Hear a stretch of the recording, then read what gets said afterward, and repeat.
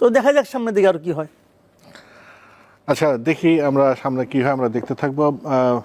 জাহিদুর রহমান, যে আলোচনায় যে 111 বা সেনা শাসন, এটা নিয়ে যে কথার বাহাজ, পরস্পরকে দোষারোপ, এই আমরা যেটা বৈষম্য বিরোধী আন্দোলনের পর আমরা একটা নতুন বাংলাদেশের স্বপ্ন যখন দেখি, এই ধরনের কথাবার্তা কতটা কাঙ্ক্ষিত বা কেন হচ্ছে বলে আপনি মনে করেন? ধন্যবাদ। আমি মাসুদ ভাইয়ের সাথে একমত যে যেসব ডিবেট আমরা দেখছি এটা নতুন বাংলাদেশে এটাই চাই আমরা, কিন্তু এই ডিবেটটা কোথাও কি রেড লাইন ক্রস করছে কিনা, ফাউল যেটা বলছেন ভাইয়া, মানে এখন এটাও সাবজেক্টিভ, কোনটা রেড লাইন, কোনটা ফাউল না। আমি ভাইয়ের সাথে একমত যে এটা ফাউল হয়েছে বা রেড লাইন ক্রস করা হয়েছে। আমাদের আশঙ্কা হচ্ছে এরকম কিছু যেন আমরা না করি, আমরা পরস্পর ফাইট করবো। আসলে আমরা এইভাবে যদি চিন্তা করি, রাষ্ট্রের নাগরিক হিসেবে আমরা কেমন রাজনীতি দেখতে চাই, আমরা দেখতে চাই ওয়েলফেয়ার হবে আলোচনার বিষয়। সিম্পল, আমি তোমার জন্য এই সেবা দেব, আমাকে ভোট দাও, আমি দুর্নীতি এভাবে কমাবো। আমরা দিল্লির ইলেকশনটা 5 তারিখ ইলেকশন, আমি এখানে একটু বলি, তারও আগে যদি আসে রাজনীতি মোটা দাগে আসলে দুটো বিষয় হয়। একটা হলো ইডিওলজিক্যাল লাইনে, বিজেপির যে রাজনীতি করে ও বলছে আমি কিন্তু এই গত নির্বাচনে দেখো আমি কিন্তু বাবরি মসজিদ ভেঙে এখানে একটা মন্দির বানিয়ে ফেলেছি, আমি সামনে জ্ঞানবাপী মসজিদ আছে ওটার ওখানে আমি এই কাজ করব, আমি ওটা করব, তোমাদের সন্তানদেরকে লাভ জিহাদ থেকে বাঁচাবো। একটা ইডিওলজিক্যাল ডিবেট। আম আদমি পার্টি দিল্লিতে কোন রাজনীতিটা করেছে প্রথম থেকেই, আমি কিন্তু তোমাকে এত লিটার পানি ফ্রি দেবো, এত ইউনিট বিদ্যুৎ, এই যে আমাদের সকল লাইফলাইন গ্রাহক 50 ইউনিট, আমরা কম টাকা নেই, দিল্লি তো এটা ফ্রি, যারা ওই ইউনিটের নিচে থাকে ও ফ্রি এই বিদ্যুৎটা পায়, গরিব মানুষ।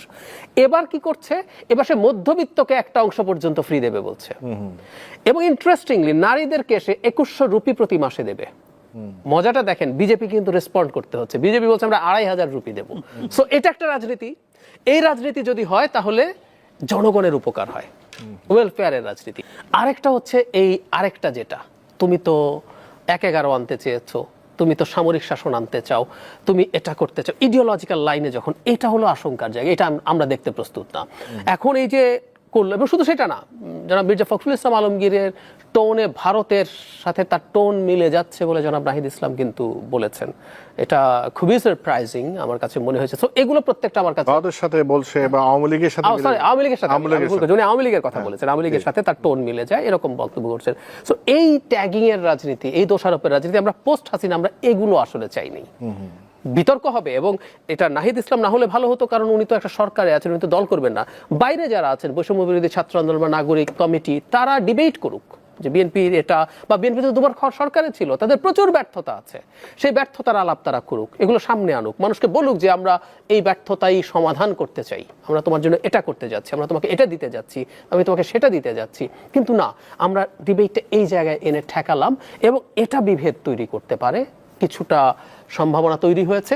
এবং আমি মনে করি আমাদের গণতান্ত্রিক ট্রানজিশনের আগে এই বিভেদগুলো এড়াতে পারতে হবে, কারণ আমরা দিনের শেষে একটা নির্বাচিত গণতান্ত্রিক ব্যবস্থায় যতদিন না ঢুকছি ততদিন পর্যন্ত আসলে আমাদের প্রবলেম শেষ হবে না। কারণ হলো, মাসুদ কামাল ভাইয়ের সাথে আমি একমত যে ওনার বক্তব্যে উনি ডাকুক বা নাই ডাকুক, 1-11 টাইপের কিছু ঘটানোর চেষ্টা প্রথম থেকে জনাব নাহিদ ইসলামের বক্তব্যে আছে, সেই চেষ্টা যে শেষ হয়ে গেছে তাও না।